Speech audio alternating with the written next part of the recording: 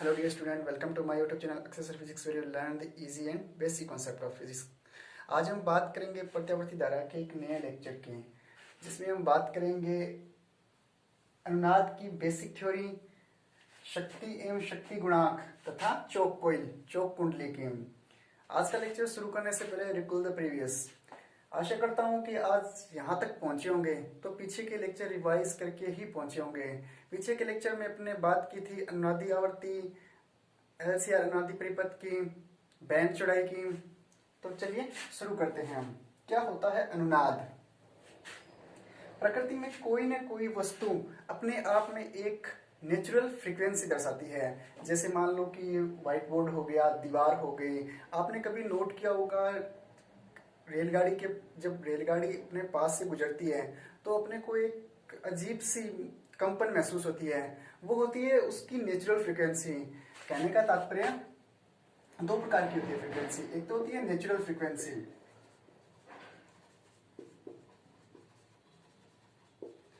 दूसरी अपन किसी वस्तु को फोर्स देते हैं तो फोर्स देने के बाद में वो क्या करने लग जाती है, कंपन करने लग जाती है, तो उसको बोला जाता है फोर्स फ्रीक्वेंसी।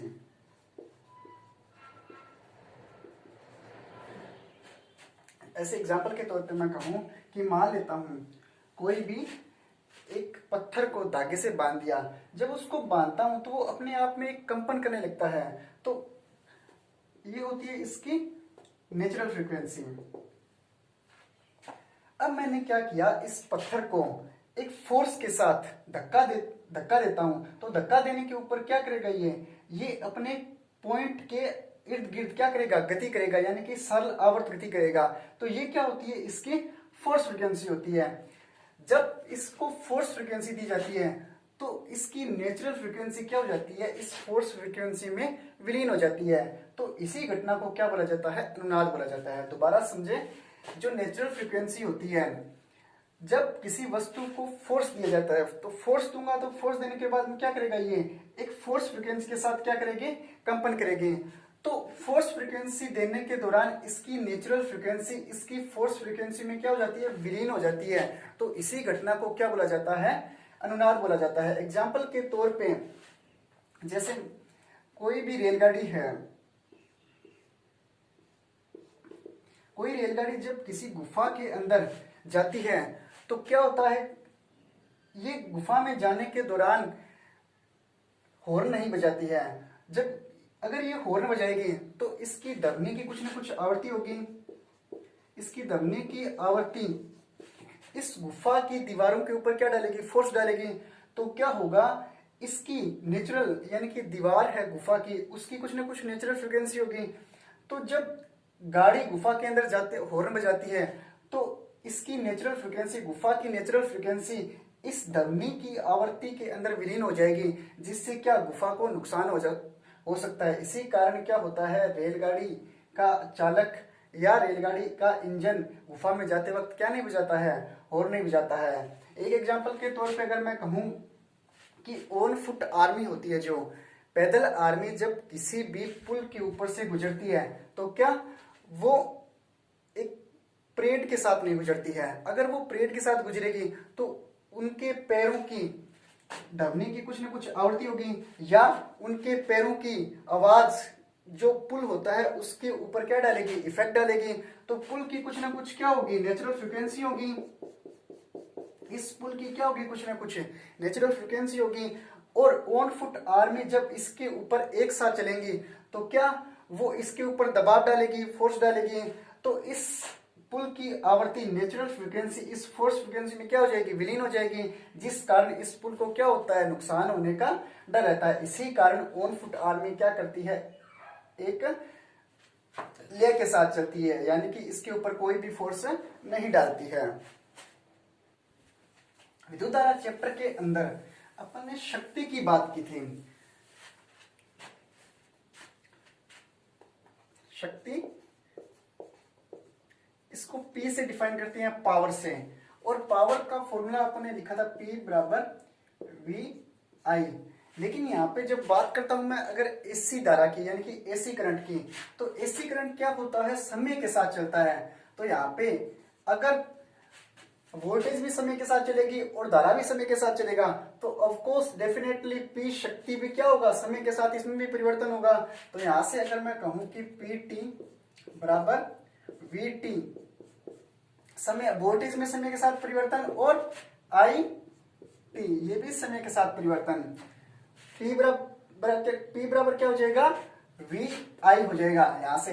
अब मैं कहूं, मान लेता हूं, अपने को पता है कि V बराबर वोल्टेज का फॉर्मूला होता है V M sine omega T, सिर्फ माना गया है, यहां पे लिख लो माना।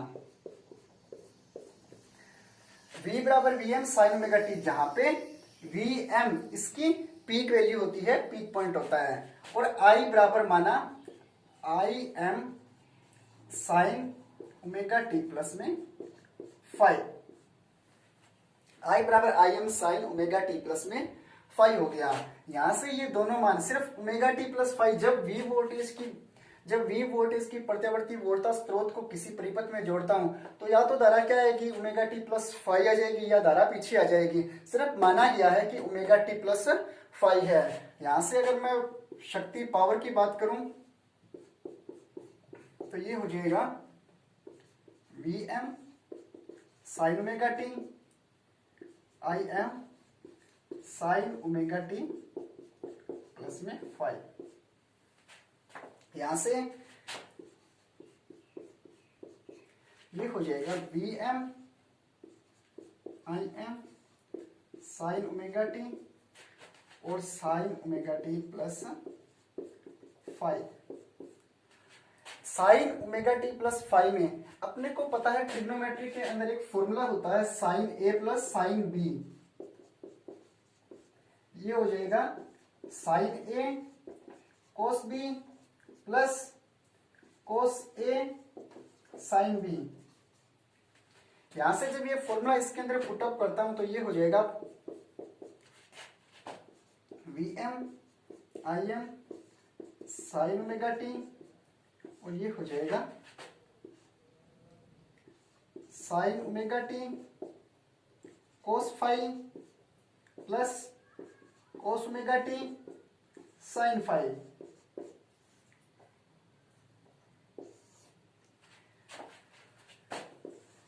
साइन ओमेगा टी को जब अंदर मल्टीप्लाई करूंगा तो ये हो जाएगा V M I M sine square omega T cos 5 plus sine omega T cos omega T और साइन 5।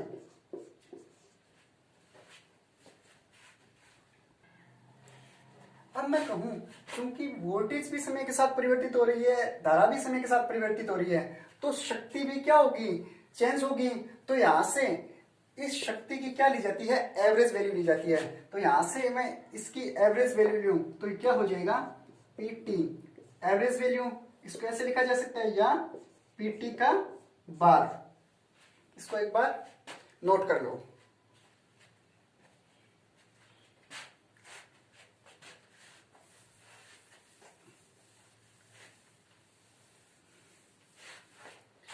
यहां से शक्ति की एवरेज वैल्यू क्या हो जाएगी,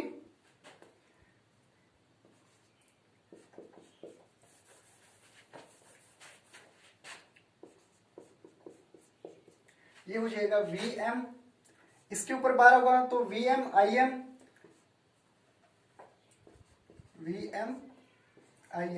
इसकी भी एवरेज वैल्यू ली जाएगी, sign square omega T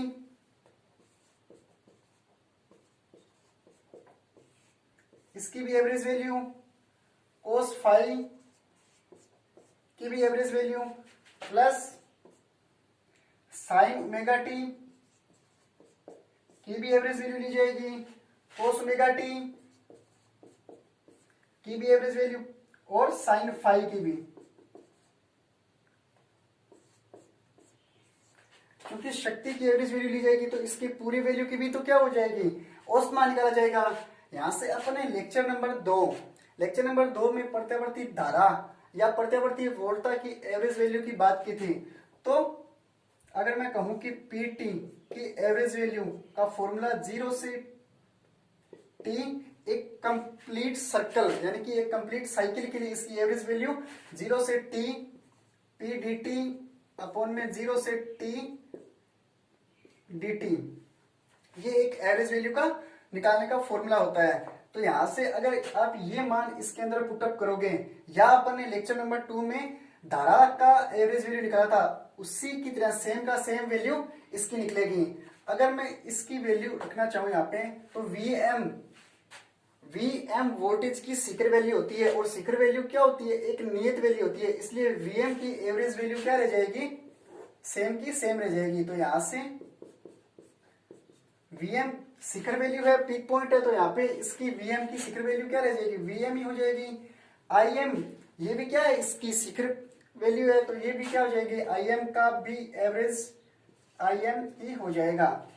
sign square omega T, sign square omega T की एवरेज वैल्यू अगर इस फॉर्मूले से निकालें, तो साइन स्क्वायर ओमेगा टी की एवरेज वैल्यू होती है, साइन स्क्वायर ओमेगा टी की एवरेज वैल्यू 1/2 एक कंप्लीट साइकिल के लिए। आप इस वैल्यू को याद भी रख सकते हैं और इस वैल्यू को निकाला भी जा सकता है। सेम की सेम ये साइन स्क्वायर ओमेगा टी इसके अंदर पुटअप करूंगा, साइन स्क्वायर ओमेगा टी के इसके सापेक्ष क्या करूंगा, समाकलन करूंगा, कंप्लीट मान निकालूंगा, तो क्या आएगा, इसका 1/2 आएगा। अर्थात साइन स्क्वायर ओमेगा टी की एवरेज वैल्यू एक कंप्लीट साइकिल के लिए क्या होती है, 1/2 होता है। तो यहां से ये मान इसके अंदर रखूंगा तो ये हो जाएगा 1/2। अब बात आती है कोस फाई की। कोस फाई एक नियत वैल्यू होती है, कांस्टेंट वैल्यू होती है, इसलिए कोस फाई की एवरेज वैल्यू भी क्या रह जाएगी, कोस फाई ही रह जाएगी। Plus sine omega T, sign omega T की एक कंप्लीट सर्कल के लिए, साइन ओमेगा टी की एक कंप्लीट साइकिल के लिए एवरेज वैल्यू 0 होती है। कोस ओमेगा टी की भी एवरेज वैल्यू एक कंप्लीट साइकिल के लिए 0 होती है।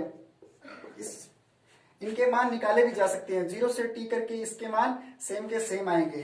तो कोस ओमेगा टी की भी क्या हो जाएगी, एवरेज वैल्यू 0 हो जाएगी।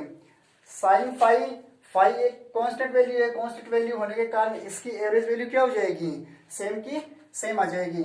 0 के साथ मल्टीपल करूंगा तो ये क्या हो जाएगा, कंप्लीट 0 हो जाएगा। तो यहां से पीटी एवरेज वैल्यू इसकी क्या हो जाएगी, वीएम आईएम बटा 2 और ये कोस फाई हो जाएगा। यहां से पीटी बराबर ये हो जाएगा वीएम अपॉन में √2 आईएम अपॉन में √2 और कोस फाई। यहां से ये हो जाएगा Vm अपॉन में √2, वोल्टेज की शिखर वैल्यू अपॉन में √2 होता है प्रत्यावर्ती वोल्टता का वर्ग मध्य मूलमान। Vrms ये हो जाएगा Irms और कोस फाई, जहां कोस फाई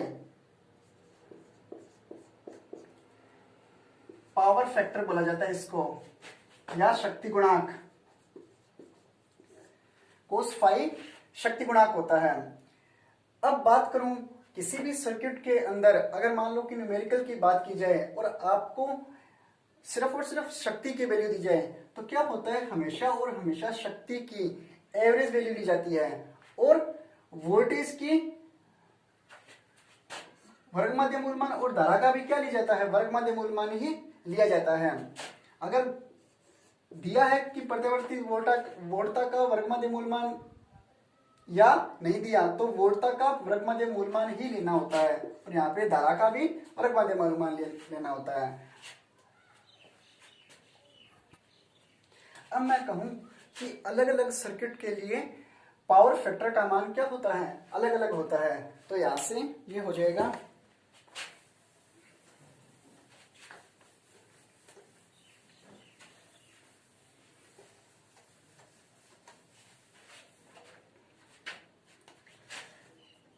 पावर फैक्टर का फॉर्मूला लिखे थे, पीटी बराबर IRMS VRMS कोस फाई। अलग अलग सर्किट के लिए पावर फैक्टर का मान भी क्या होता है, अलग अलग होता है। तो यहां से अगर कहूं, ये हो जाएगा फाइव और ये पावर फैक्टर की वैल्यू हो जाएगी। बात करता हूं जब परिपथ के अंदर सिर्फ और सिर्फ प्रतिरोध जुड़ा हो आर, तो अपने को पता है कि आर के अंदर वोल्टेज और धारा दोनों सेम फेज में होती है। तो जब दोनों सेम फेज के अंदर होगी तो फाई का मान क्या होता है, 0 होता है। फाई की वैल्यू 0 डिग्री होती है। और जब 0 डिग्री इसके अंदर पुटअप किया जाता है तो इसकी क्या होती है, मैक्सिमम वैल्यू, यानी कि मैक्सिमम वैल्यू आती है। तो IRMS VRMS की मैक्सिमम वैल्यू 1 होती है। अगर बात करूं जब परिपथ के अंदर प्योरली प्रेरकत्व L जुड़ा हो तो अपने को पता है कि I करंट और वोल्टेज के अंदर 90 डिग्री, यानी कि दोनों के अंदर वोल्टेज तथा धारा फाई का मान कितना होता है, 90 डिग्री होता है। तो यहां से 90 डिग्री यानी कि फाई की वैल्यू कितनी आ जाएगी, 90 डिग्री आ जाएगी। फाई की वैल्यू जब 90 डिग्री इसके अंदर पुटअप किया जाता है तो कोस 90 का मान 0, तो यानी कि पावर फैक्टर की वैल्यू कितनी आ जाएगी, यहां से 0 डिग्री आ जाएगी। बात करूं जब सर्किट में प्योरली धारिता यानी कि संधारित्र जुड़ा हो तो अपने को पता है कि संधारित्र के अंदर धारा और वोल्टेज के मध्य भी 90 डिग्री का डिफरेंट होता है, यानी कि धारा वोल्टेज से 90 डिग्री आगे रहती है। और प्रेरकत्व में क्या होता है, धारा वोल्टेज से 90 डिग्री पीछे रहती है और संधारित्र में धारा वोल्टेज से 90 डिग्री आगे रहती है। तो यहाँ पे भी फाई की वैल्यू कितनी आ जाएगी, 90 डिग्री आ जाएगी। और अगर बात की जाए पावर फैक्टर की तो इसकी वैल्यू कितनी आ जाएगी, 0 आ जाएगी।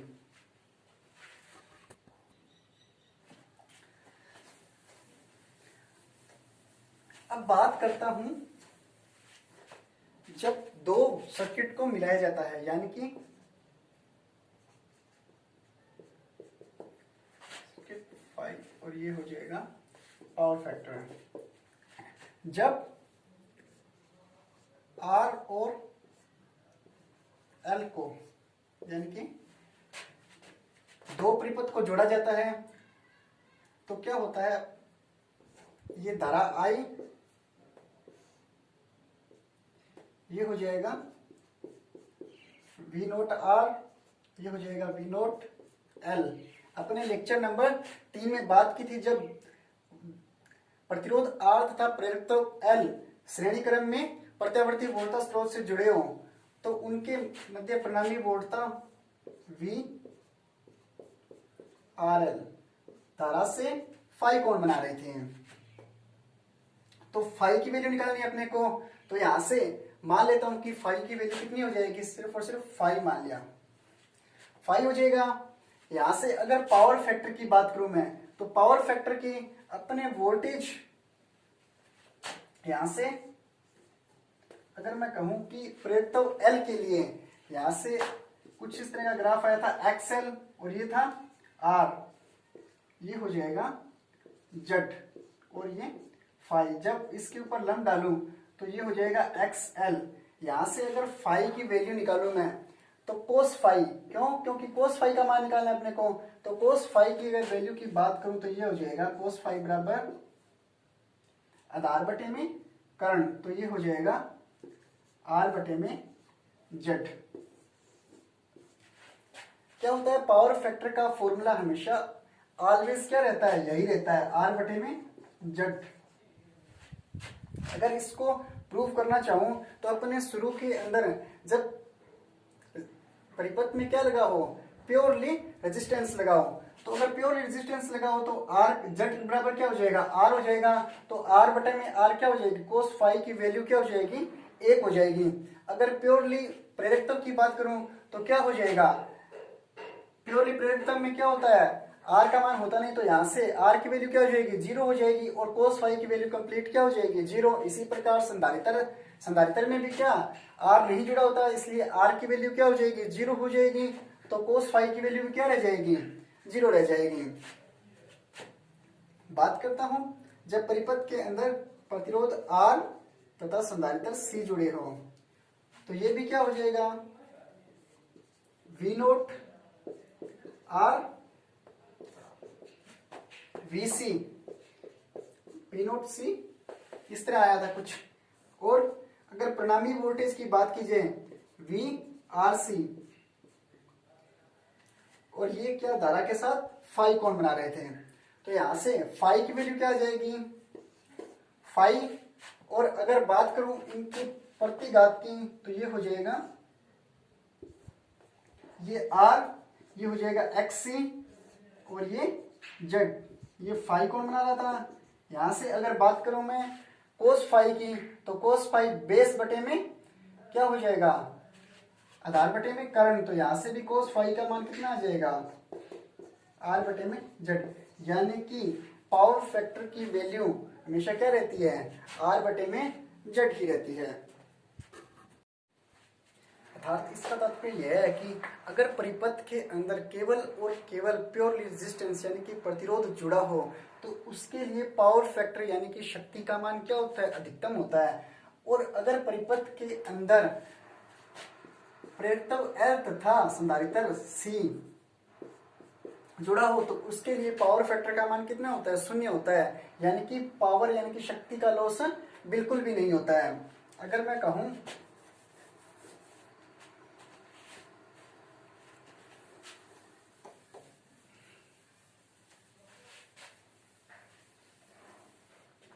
जब परिपथ में केवल और केवल प्रेरकत्व L तथा संधारित्र C जुड़ा है, तो इसके लिए शक्ति का मान क्या हो जाएगा, नगण्य हो जाएगा। अर्थात उसके अंदर पोटेंशियल बिल्कुल कम लगेगा, यानी कि धारा, उसके लिए धारा का मान क्या हो जाएगा, अधिकतम हो जाएगा।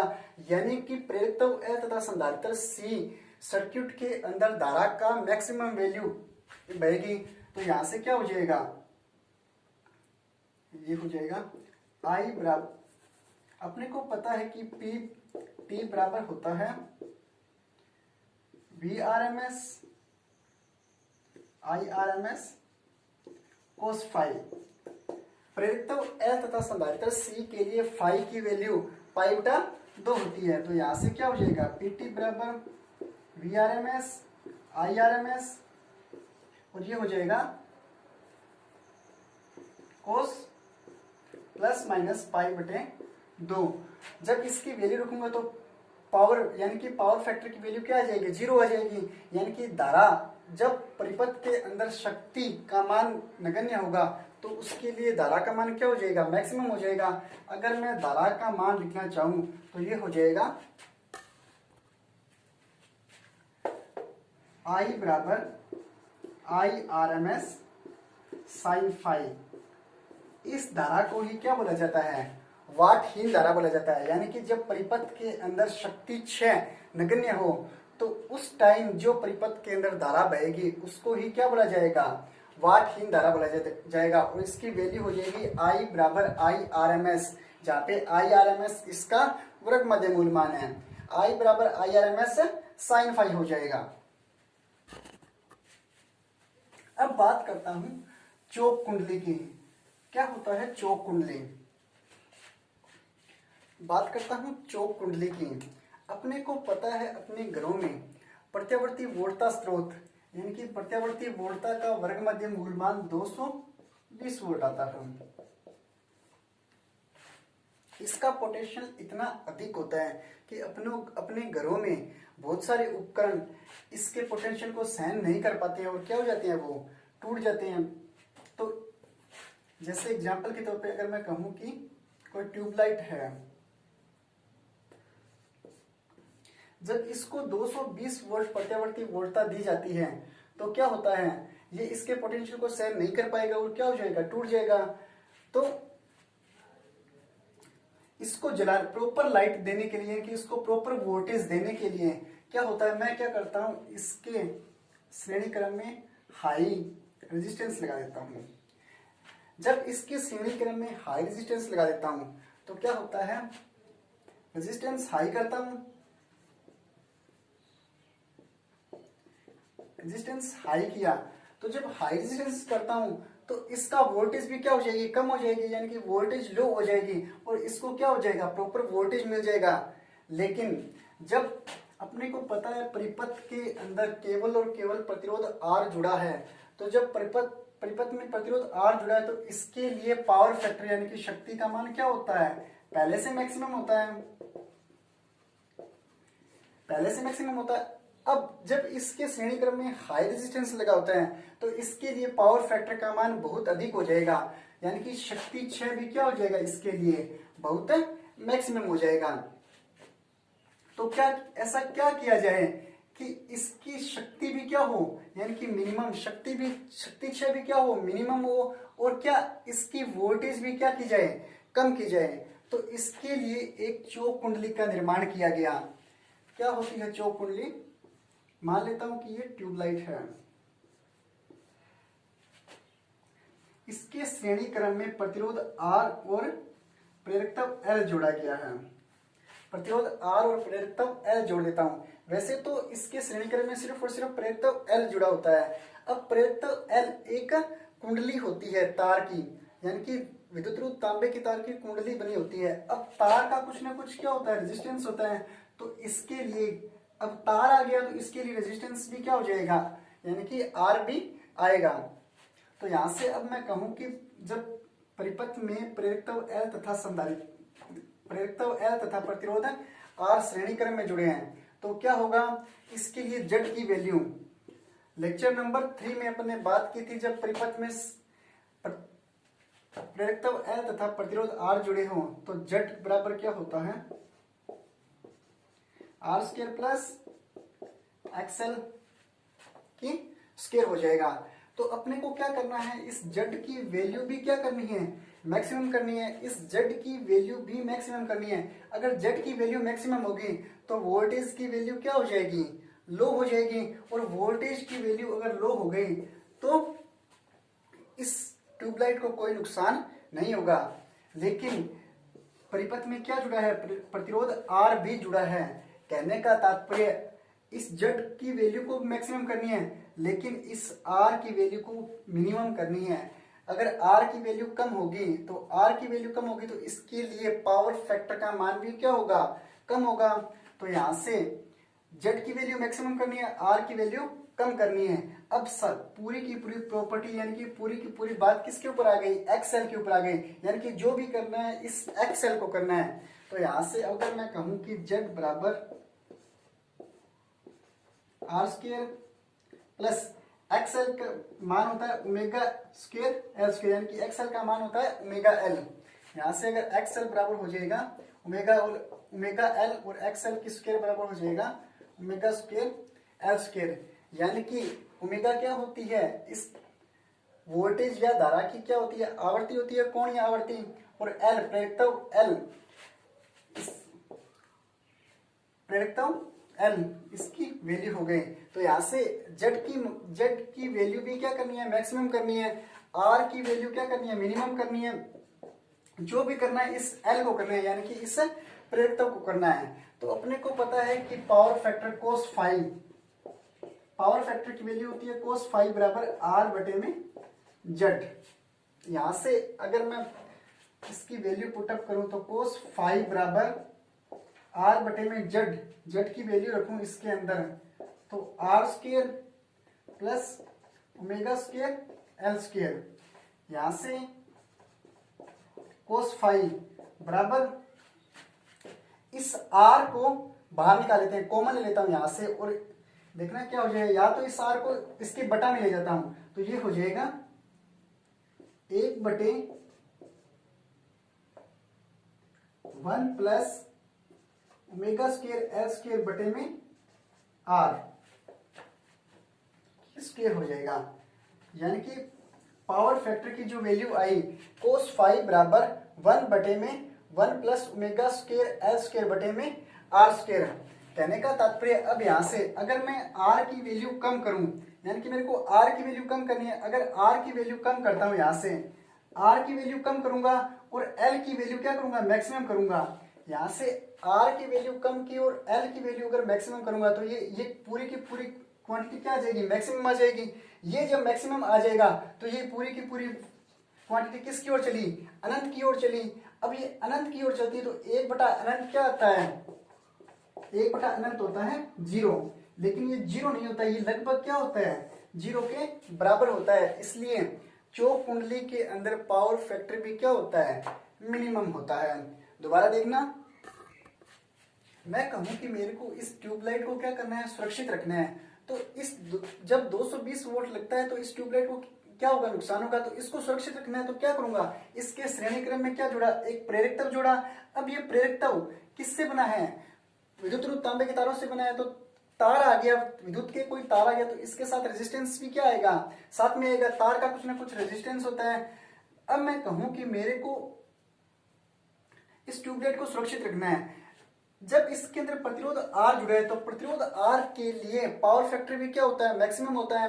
तो इसके लिए पावर फैक्टर मैक्सिमम होता है। अपन ने लेक्चर नंबर 3 में पढ़ा था कि Z बराबर R square plus omega square L square, या Z बराबर R square plus X L की स्क्वायर होता है। Z की वैल्यू मैक्सिमम रखनी है, Z की वैल्यू मैक्सिमम रखनी है। क्यों, क्योंकि अगर Z की वैल्यू मैक्सिमम होगी, यानी कि Z क्या है, इस पूरे परिपथ का क्या है, प्रतिघात है। अगर Z प्रतिघात की वैल्यू मैक्सिमम होगी तो इस ट्यूबलाइट को कोई नुकसान नहीं होगा, यानी कि इसकी प्रतिघात इस वोल्टेज को क्या करेगी, क्षय करेगी, इस वोल्टेज का क्षय करेगी, और इस तक वोल्टेज भी क्या पहुंचेगी, कम पहुंचेगी, और ये सुरक्षित रहेगा। इसलिए Z की वैल्यू क्या करनी है, मैक्सिमम करनी है। लेकिन इसके अंदर प्रतिरोध R भी जुड़ा है। जब प्रतिरोध R जुड़ा है तो R की वैल्यू अगर मैक्सिमम होगी तो इसके लिए शक्ति का मान भी क्या हो जाएगा, अधिकतम हो जाएगा। यानी कि R की वैल्यू क्या करनी है, मेरे को मैक्सिमम मिनिमम करनी है, R की वैल्यू मिनिमम करनी है। अब इसकी वैल्यू तो Z की वैल्यू मैक्सिमम करनी है, लेकिन R की वैल्यू मिनिमम करनी है। तो बात आती है सारी की सारी प्रेरकत्व L के प्रतिघात के ऊपर, प्रेरकत्व L के प्रतिघात के ऊपर, यानी कि XL की वैल्यू क्या करनी है, XL का कुछ ऐसी वैल्यू पुटअप करनी है ताकि क्या हो जाए, Z की वैल्यू मैक्सिमम हो जाए। तो यहां से अगर मैं कहूं कि कोस फाई पावर फैक्टर बराबर होता है R बटे में Z, तो यहां से जब Z की वैल्यू इसके अंदर पुटअप करूंगा, R की वैल्यू इसके अंदर नीचे लेके जाऊंगा, या R को अगर कॉमन लूं, तो यहां से अगर R को कॉमन लूं तो क्या आ जाएगा, कोस फाई बराबर 1/1 plus omega square L square बटा में आर स्क्वायर, या ये हो जाएगा कोस फाई बराबर 1/1 प्लस एक्स एल की स्क्वायर अपॉन में आर स्क्वायर। यहां से आर की वैल्यू मिनिमम करता हूं। अगर आर की वैल्यू मिनिमम करूंगा तो आर की वैल्यू मिनिमम करूंगा और एक्सएल की वैल्यू क्या करूंगा, मैक्सिमम करूंगा। आर की वैल्यू मिनिमम की और एक्सएल की वैल्यू क्या की, आर की वैल्यू मिनिमम की और एक्सएल की वैल्यू क्या की, मैक्सिमम की। तो ये पूरी की पूरी क्वांटिटी क्या हो जाएगी, अनंत की ओर अग्रसर होगी। अनंत की ओर अग्रसर होगी तो 1/अनंत क्या होता है, 0 होता है। और कोस फाई यानी कि इसके लिए शक्ति का मान क्या आ जाएगा, लगभग 0 के बराबर आएगा। ये लगभग ये अनंत की ओर अग्रसर होगी, यानी कि 1/अनंत में 0, यानी कि लगभग 0 के बराबर आएगा। अगर अपने को 0 की प्रॉपर वैल्यू चाहिए, यानी कि शक्ति का मान क्या हो जाए, बिल्कुल भी नगण्य हो जाए, तो ये चौक कुंडली कुछ ऐसी ली जाती है, यानी कि जिसके लिए प्रतिघात का मान भी क्या होना चाहिए, 0 होना चाहिए। तो यहाँ से जब परिपथ के अंदर क्या लगा हो, कोई भी चौक कुंडली लगी हो, तो उसके लिए पावर फैक्टर की वैल्यू भी क्या आ जाएगी, 0 आ जाएगी। इसलिए अगर पावर फैक्टर का मान क्या होगा, 0 होगा, शक्ति का मान 0 होगा, तो वोल्टेज भी क्या लगेगी, यानी कि धारा भी क्या बहेगी, मैक्सिमम बहेगी। और अपने को एक यानी कि अपना जो उपकरण है वो क्या रहेगा, सुरक्षित रहेगा। और शक्ति की वैल्यू अगर कम है तो घरों में चलने वाले उपकरण जैसे एलईडी बल्ब हो गए, ट्यूबलाइट हो गए, उनका खर्चा भी क्या आएगा, कम आएगा। अर्थात अगर परिपथ के अंदर शक्तिहीन धारा का मान बढ़ गया तो V व फाई के मध्य कलांतर का मान भी क्या हो जाएगा, बढ़ जाएगा। इसलिए परिपथ में क्या किया जाता है, चौक कुंडली का उपयोग किया जाता है ताकि शक्ति का मान कम से कम हो। इसी के साथ आज का लेक्चर समाप्त होता है। आशा करता हूं कि आज जो भी समझाया होगा वो आपको समझ में आ गया होगा। Thanks for watching my video.